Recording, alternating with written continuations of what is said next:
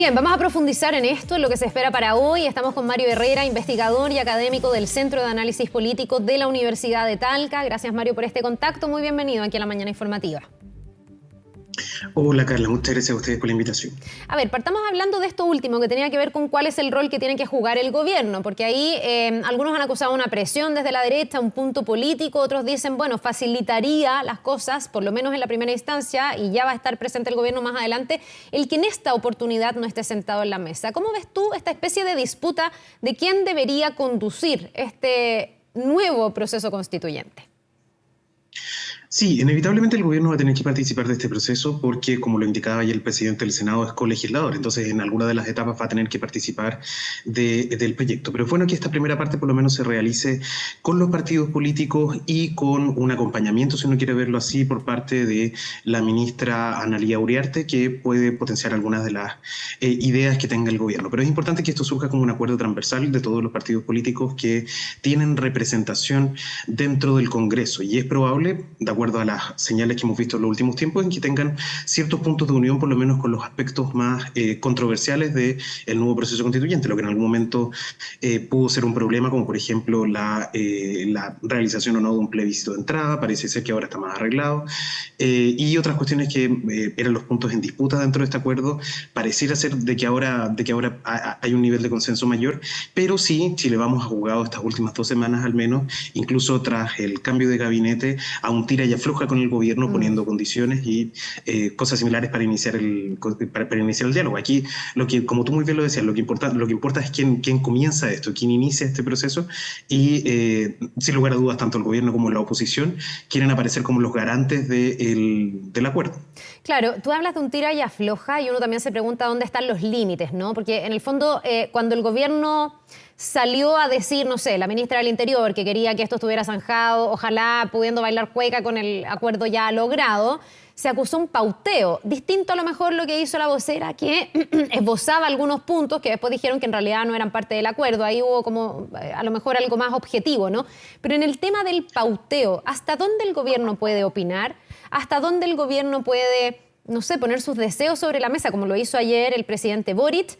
¿Y hasta dónde se puede considerar por parte de fuerzas políticas como Chile Vamos que eso podría ser un pauteo a este nuevo proceso constituyente? Sí, lo que pasa es que acá hay 3 actores que son relevantes. Por un lado están las 2 coaliciones que forman parte de este gobierno. Está Aprodignidad, que ya presentó hace muchas semanas su propuesta de lo que espera de este proceso constituyente.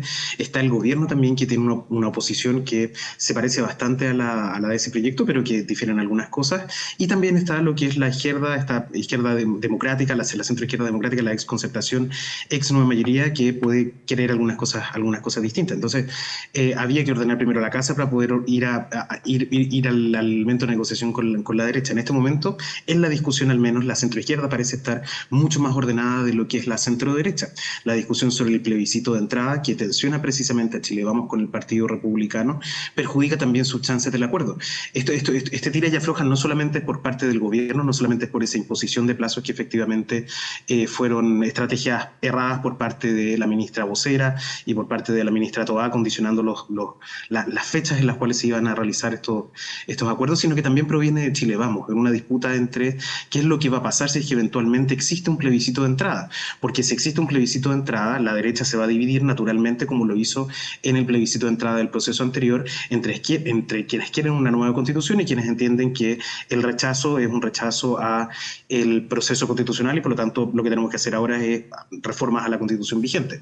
Entonces, lo que quiere evitar la derecha es precisamente esa tensión, y aprovecha la tensión que existe con el gobierno para tratar de comprar tiempo y poner de acuerdo a sus filas en una postura sobre este proceso constituyente. Ahora, ¿qué tan sensible es el tema del tiempo? Porque aquí, después del plebiscito, se habló mucho de darle premura a este proceso, de que esto tenía que ser rápido, que no se podía esperar tanto, que hay que ir acotando los plazos también, pero ahora hemos visto como que se ha dilatado un poco la conversación, que se han tomado tiempo para ir fijando estas reuniones que ahora se retoman, pero llevamos varios días sin estos diálogos. ¿Hasta cuándo se puede ralentizar el proceso para que sea maduro, reflexivo? Y cuándo, aquí de nuevo el límite es como difuso, ¿cuándo ya podría uno empezar a percibir no sé, que puede haber fuerzas que quieran dilatar este proceso? Sí, este proceso de acuerdo difiere del que inició el proceso constituyente anterior, porque las condiciones eran distintas. Cuando se inició el proceso constituyente que nos llevó al primer proceso, en definitiva había presión social, había un estallido social, había que alcanzar un acuerdo precisamente porque la gente estaba movilizada, etcétera.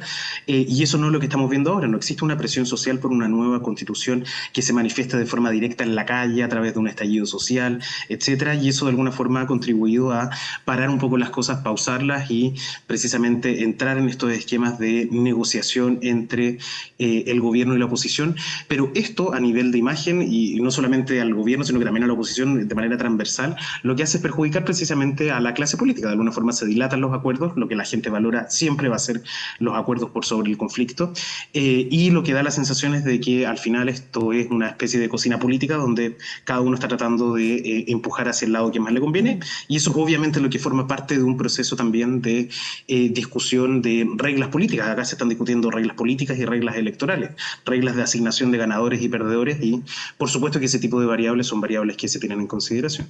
Mario, tú me hablas de la cocina, que ha sido un concepto que se ha ocupado para decir que a veces los políticos entre cuatro paredes llegan a acuerdos y en el fondo no preguntan, no representan, no abren la participación de la ciudadanía. Se acuñó fuertemente en la época cuando estaba Saldívar en el Parlamento, me acuerdo. ¿Se corre el riesgo de que si se le ponen demasiados bordes a la discusión, que si se ponen muchos expertos en el proceso constituyente, la ciudadanía pudiera sentir que no es suficientemente participativo el proceso? ¿Cuál es la como ecuación? Porque aquí ayer el presidente esbozaba su visión y me parecía que recogía algunas cosas incluso de la visión de la derecha, esto de los bordes que lo empezaron a instalar, que finalmente son límites, reglas del juego, temas que a lo mejor debiesen mantenerse o no modificarse. También habló de los expertos. ¿Hasta qué punto eso podría generar en la ciudadanía una sensación de que los políticos están delineando el proceso y no la ciudadanía? Sí, por supuesto que en la lógica de una democracia representativa son los votos los que determinan quiénes ganan y quiénes pierden, pero los sistemas electorales, toda esta discusión sobre los bordes son discusiones que no son menores, son discusiones que en muchos casos van a determinar ciertos resultados. Lo vivimos con los procesos electorales que tuvimos para la elección de los convencionales, donde el hecho de que los independientes pudiesen formar listas, por ejemplo, favoreció que fueran electos. Lo vimos también en las elecciones de diputados del año 2017 y del año 2020, donde es el mismo sistema electoral el que incentiva a que los partidos se formen en torno a coaliciones, etcétera. O sea, las reglas electorales en muchos casos determinan también ciertos resultados, determinan quién gana y quién pierde una elección, y por supuesto que allí es donde está el punto de discusión entre los legisladores en este momento. Pero eso es una discusión necesaria, porque el problema de la palabra cocina es que crea la sensación de alguna forma de que es algo ilícito, es algo irregular, siendo que en realidad lo que forma parte es del proceso de negociación de cualquier reforma política dentro del país que precisamente lo regula a ellos. Cuando una política regula a los mismos políticos, entonces evidentemente ellos tienen ciertas aprensiones frente a esa discusión, y ahora es una discusión que pueden desarrollar un poco en igualdad de condiciones entre lo que significa el gobierno y la oposición, sin tener necesariamente una presión ciudadana encima. Ya, lo que pasa es que uno entendió en el primer proceso, el que finalmente terminó frustrado, digamos, con el triunfo del rechazo, que aquí había una crítica tan profunda a las instituciones, entre ellas el Parlamento, que en el fondo se había buscado una vía que ponía en manos de las personas, de este poder constituyente, el destino de lo que va a ser la nueva constitución, digamos, el nuevo texto. Pero ahora pareciera que con el triunfo del rechazo, nuevamente el poder constituido, en este caso el Parlamento, se siente mandatado y validado para llevar adelante un acuerdo para que ese proceso que venga no parta de cero. ¿A ti te parece que leer el rechazo de esa manera es correcto y que en el fondo es conciliable ambas cosas, que esto se delinee muy bien y que después la ciudadanía se manifieste también de manera clara, profunda? Sí, efectivamente, ahí apuntas a un punto que es relevante. ¿Quién es el ganador del rechazo y cómo se cosecha esto? Si lo cosecha en el fondo, si las personas, los representantes del rechazo son los partidos políticos tradicionales, son los partidos políticos con representación, o si los representantes del rechazo en definitiva son un multifactorial de distintas cuestiones entre las cuales se incluye un llamado a la moderación, un llamado a la institucionalización, etcétera. Y esas son dos cosas distintas, porque por un lado tenemos lo que representa la institucionalización, donde las instituciones siguen teniendo un bajo nivel de confianza, donde las instituciones instituciones siguen teniendo problemas de representación con la ciudadanía, versus el otro lado, que es lo que tenemos, lo que busca representar la ciudadanía, lo que busca como construcción la ciudadanía hacia adelante. En un sistema democrático tal cual como nosotros lo conocemos, la democracia sin partidos políticos no existe, porque la democracia necesita de los partidos políticos, porque si no, abre el camino para los populismos, abre el camino para otras fórmulas que no son beneficiosas precisamente para ella. Entonces, evidentemente este acuerdo lo tienen que alcanzar precisamente esos partidos políticos, los tienen que alcanzar las personas que detenten el poder. El problema ahí es confundir de que el rechazo es un llamado solamente a la institucionalización en circunstancias de que más bien lo que es un llamado a la moderación, es un llamado a que una constitución con estas características no puede ser aprobada, etc. Hay que leerlo en su propio lenguaje. El rechazo no significa muchas cosas, pero no tantas cosas tampoco. Sí, y tal vez ni siquiera conocemos exactamente qué significa. Hay una serie de interpretaciones y cada uno también acomoda la interpretación de lo que pasó con el plebiscito de alguna forma. Desde ese punto de vista ha ido tomando fuerza otra vez la idea de tener un mecanismo de entrada, digamos, como un plebiscito de entrada para saber cuál va a ser la manera de redactar esta nueva constitución. En la antesala todos hablaban de una nueva convención.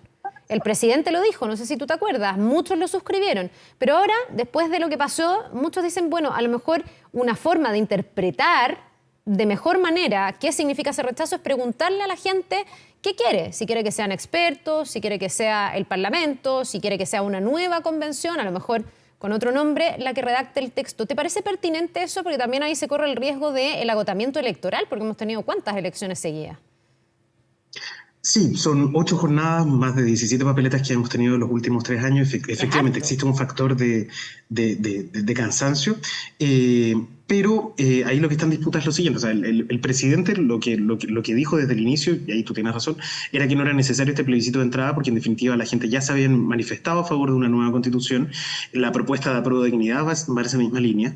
Chile Vamos parece que en ciertos sectores, al menos por un asunto de conveniencia y de evitar esta división de la derecha, también estaría por no tener un plebiscito de entrada.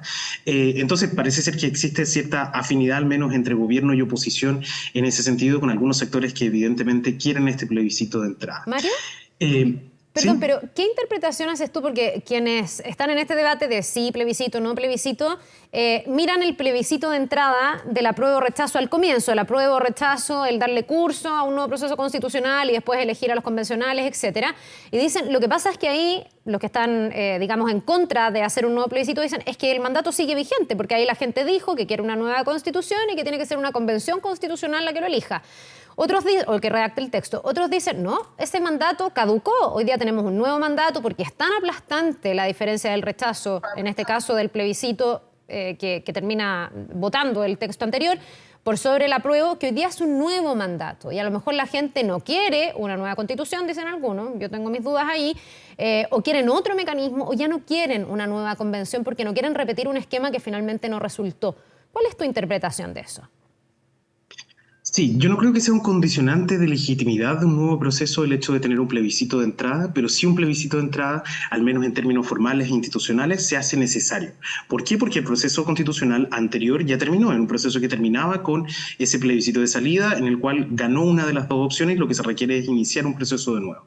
Acá lo que está en juego es el tema del tiempo, porque el proceso electoral, ya está claro, y lo ha dicho el CERVEL, no se alcanza a hacer este año, en enero y febrero naturalmente no se hacen elecciones, y esto quedaría para iniciarse en marzo o abril. Si es que eventualmente nosotros iniciamos en abril con la elección de convencionales y hacemos una convención constitucional que sea más breve, que sea un periodo de 6 meses, se alcanzaría a tener una nueva constitución durante el próximo año.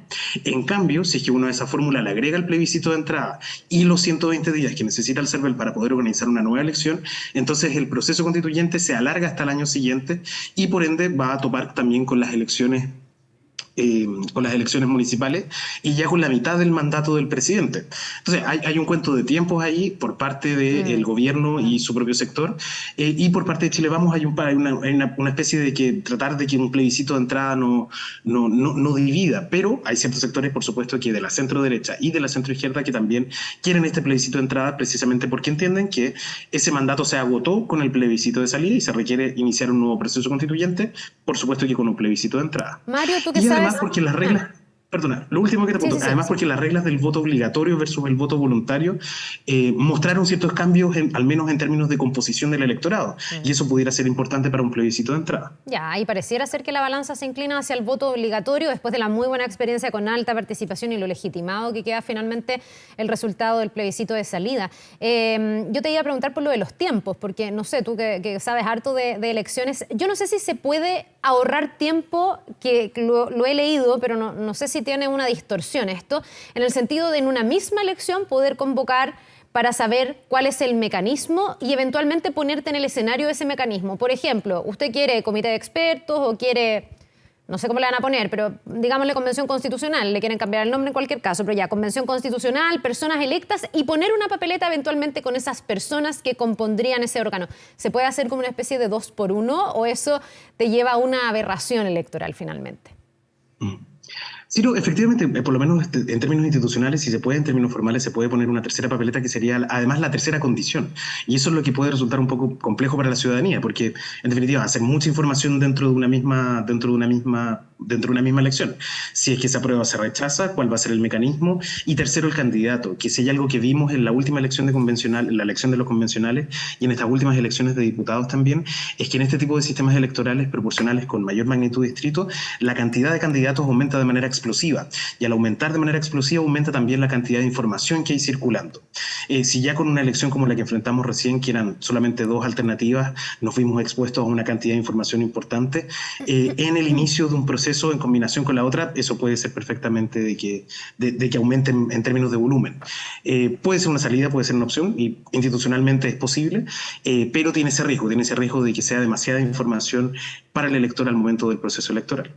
Bien, pues bueno, esto está hoy día radicado en el Congreso. A las 10 de la mañana debería ser esta reunión donde se van a retomar los diálogos, Mario. Vamos a estar bien atentos a lo que se vaya delineando hasta que esto no esté, y en eso yo estoy de acuerdo cuando en el fondo se dijo, hasta que no esté firmado, zanjado con todos los puntos y un acuerdo político grande, no vamos a tener todavía la fórmula. Así que lo que estamos haciendo es ponernos en distintos escenarios. Te queremos agradecer por haber conversado esta mañana con nosotros, Mario Herrera, investigador y académico del Centro de Análisis Político de la Universidad de Talca. Que te vaya muy bien. Muchas gracias a ustedes por la invitación. Que tengas un buen día. Nos vemos.